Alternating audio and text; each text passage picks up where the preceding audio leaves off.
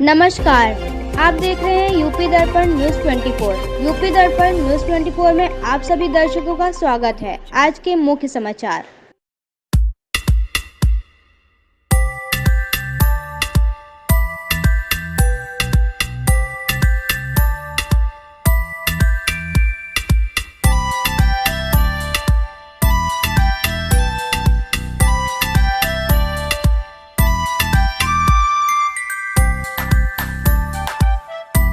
साजिश रची जा रही है, इसलिए इस साजिश के खिलाफ हम लोग आज यहाँ पर आए हुए हैं।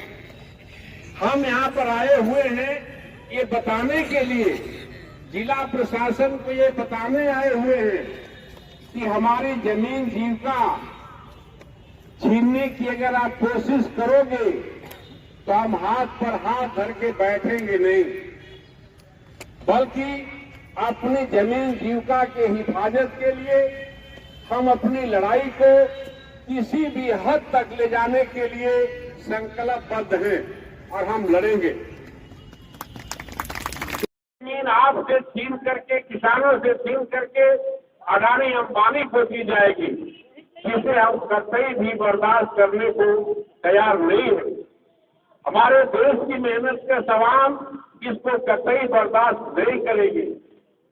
हम आपसे कहना चाहते हैं कि ये सरकार हमारी आपसी मस्जिद का विवाद, हिंदू मुसलमान का विवाद, भारत पाकिस्तान का विवाद, यानी ये सरकार हमको बरगलाने में लगी हुई है और लोगों को आपस में मेहनत कशों को बांटने में लगी हुई है। तो इससे साफ हो गया कि ये सरकार गरीबों को बांटने, इस देश के मेहनत का सवाल को आपस में लड़ाने और हमारी जमीन जीविका छीनने में लगी हुई है। इसलिए हम कहना चाहते हैं कि हम लोग समझ चुके हैं, जान चुके हैं और ये लड़ाई आगे बढ़ेगी। और अभी देखिए, और जैसा कि आप सभी लोग हम लोग जानते थे कि संसद में बात उठेगी, ये बात उठ रही है और यहाँ पर भी हम लोग इस बात को उठाए हुए हैं।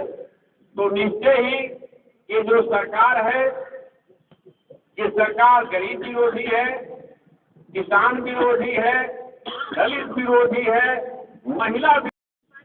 आज लखीमपुर नगर क्षेत्र के बीचों बीच बिलोवी हाल में आपकी पार्टी के द्वारा 1-2 दिवसीय धरना प्रदर्शन किया रहा, किस संबंध में किया रहा?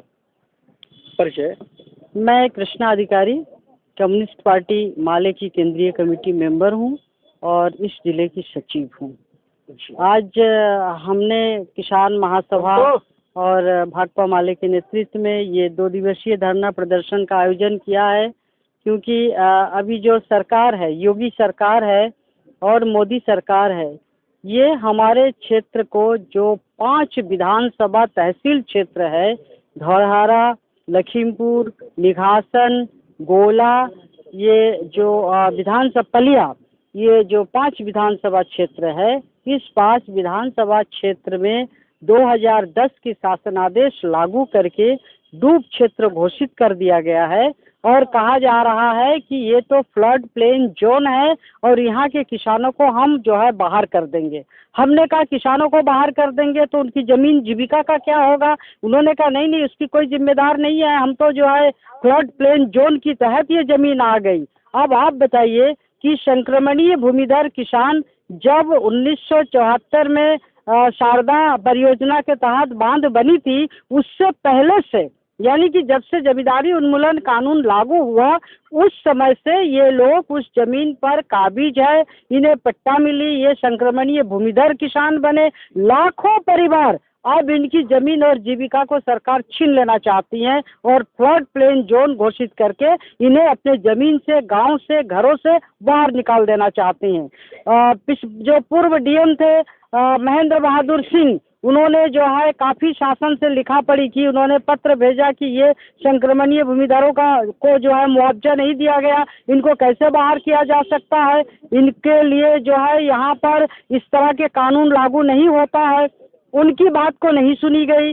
हम कह रहे हैं ठीक है, तुम अगर बाहरी कर देना चाहते हो, सरकार चाहती है कि ये जमीन अडानी अंबानी को देना है, हाथी कॉरिडोर गेंडा कॉरिडोर बनाना है, तो इस देश में एक संविधान है, यहाँ संविधान का राज चलता है, जंगल राज नहीं चलता है। तो आप ऐसा करो कि 2013 में जो भूमि अधिग्रहण कानून बना था, उस कानून के तहत सर्किल रेट से 4 गुना सबको आप दे दीजिए, या तो जमीन के बदले में जमीन दे दीजिए, लोग आसानी से ये जगह जमीन छोड़ देंगे। लेकिन कुमार लोहानी जी, अनिल कुमार लोहानी जो एक वैज्ञानिक है, उन्होंने महेंद्र बहादुर सिंह जो डीएम थे, उन्होंने जो शासन को लिखा पढ़ी की उस पर उन्होंने अपना बकायदा मत रखा है।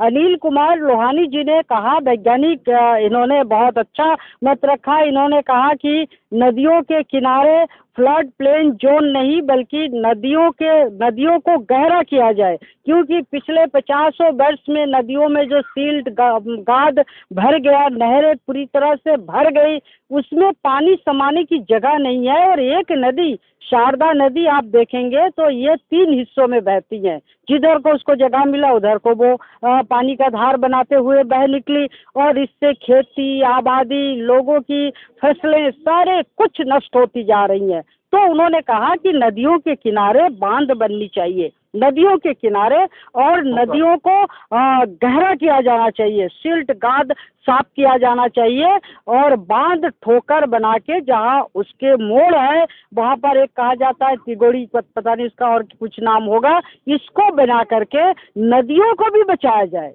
जल धारा नहीं रहेगा तो जीवन कैसे रहेगी? नदियों को बचाया जाए, उसके मूल धार में उसे लाके, उसे गहरा करके, उसके किनारे ठोकर बांध बना के, तिगोड़ियाँ लगा के उसे सीधा किया जाए, और जो कृषि आबादी है नदियों के किनारे, और जो कृषि भूमि है, कृषि की आबादी और भूमि को खेतीहर किसानों को बचाने की गारंटी किया जा सकता है। ये साल से वहाँ पे खेती हो रही है, ये 50 साल, ये आज़ादी के पहले से लोग काबिज है, ये सारे वही लोग आए हुए हैं। आप देखिए, ये सभी लोग संक्रमणीय भूमिधर है, और ये संक्रमणीय भूमिधर किसान उसी जमीन से जीविका चलाते हैं। इनके गांव है, बड़े बड़े गांव, बसहा, खामी, इधर से आप चले जाइए, गोतेबाज पूर्वा से लेकर के तमाम मूड़ा बुजुर्ग से लेकर के तमाम गांव, जंगल नंबर 11, गुम ग्राम पंचायत में कितने 45 ग्राम पंचायतें हैं। अभी आपके पार्टी के कार्यकर्ता कहा जाए सरकार जो है गरीब विरोधी, किसान विरोधी है जी, तो सरकार द्वारा निःशुल्क राशन वितरण किया रहा, आवास दिया रहा है। हम तो राशन वितरण नहीं राशन वितरण के विरोधी नहीं है, गरीबों को राशन जरूर मिलना चाहिए, लेकिन किसान अगर पैदा नहीं करेंगे तो अनाज कहाँ से आएगा, गोदाम कहाँ से भरेगा?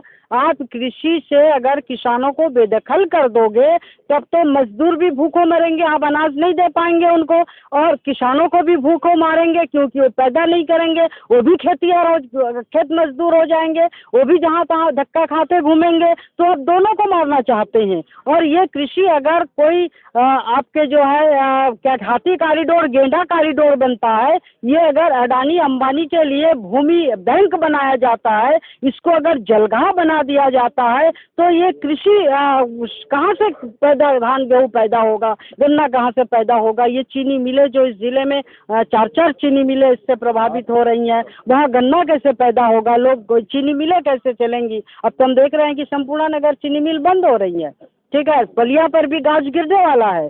तो ये सारे के सारे जो कृषि उपज है, किसानों पर जो आधारित ये कृषि व्यवस्था है, उसको पूरी तरह से चौपट कर देने वाली बात है।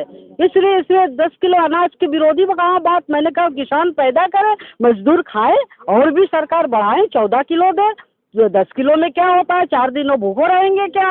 तो ये जो सरकार गुमराह कर रही है, जनता के बीच में झूठ बोल रही है, ये झूठ बोलना बंद करें, और ये जो किसानों की रक्षा है, फ्लड प्लेन जोन का जो 2010 का शासन आदेश है, उसको वापस ले। अभी तक कोई अधिकारी मुलाकात करने आया? जी, अधिकारियों से तो हमने बहुत मुलाकात की, अभी आज धरने पे बैठे हम लोग, अभी कोई आए नहीं। और ये सिर्फ फ्लड प्लेन जोन का नहीं, सुआबोस से लेकर के 56 गाँव जिसे कहा जा रहा है कि वन विभाग की जमीन है, उसमें एक क्रांति नगर नगर जो विस्थापितों का गांव है, सुआबोध जो संक्रमणीय भूमिधरों का पूरा गांव है, वो सारे के सारे गांव उजाड़ने के लिए कहीं कानूनी प्रक्रिया लिया जा रहा है और कहीं पर लाठी डंडे का इस्तेमाल किया जा रहा है। 2 दिवसीय धरने से कोई हल ना निकला फिर क्या होगा? हमारे 2 दिवसीय धरने में ही हम खत्म नहीं करेंगे। इस धरने को हम लखनऊ योगी के खिलाफ, योगी सरकार के खिलाफ ले जाएंगे। हमारे सांसद जो सुदामा प्रसाद जी हैं, हमारे भाकपा माले के सांसद, उनको आज मौका मिला था संसद में बोलने का, लेकिन संसद ही नहीं चल पाया। अमित शाह का जो अंबेडकर जी के विरोध में जो उन्होंने बयान दिया, उस बयान के खिलाफ सारे विपक्ष आज जो है संसद का बहिष्कार कर गए। नहीं तो हमारा सवाल तो वहाँ पड़ा हुआ है, एक्सेप्ट किया है संसद ने उसे बोलने के लिए। तो हम इसको हर स्तर पे उठाएंगे, हम लड़ेंगे, जमीन पर लड़ेंगे। फ्लड प्लेन घोषित जो हुआ है